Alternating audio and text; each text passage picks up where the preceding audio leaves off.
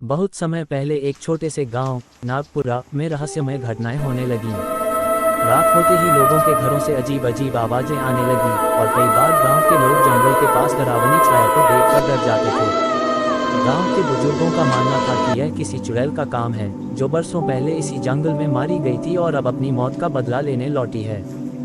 गांव वालों ने पहले तो इन बातों को अफवाह समझा, लेकिन जब गांव की गायें, बकरियां और यहां तक कि दो छोटे बच्चे भी रहस्यमय तरीके से गायब हो गए, तब सभी भयभीत हो उठे। किसी की भी हिम्मत नहीं थी कि वह रात के समय जंगल के पास जाए। गांव का प्रधान भी चिंतित था क्योंकि यह आतंक बढ़ता जा रहा था। एक दिन गांव में एक तांत्रिक आया। उसने गांव वालों से कहा कि वह इस चुड़ैल से मुकाबला कर सकता है।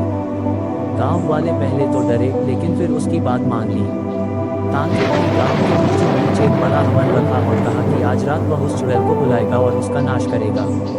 रात होते ही तांत्रिक ने मंत्रों का जाप शुरू किया। पूरा गांव सहमा हुआ हवन स्थल के पास इकट्ठा था। जैसे जैसे रात बढ़ती गई, अचानक हवा में एक अजीब सी सिहरन फैल गई। पूरा गांव ठंडी हवाओं और डरावनी आवाजों से कांप उठा। तभी हवन कुंड से एक काली परछाई निकली।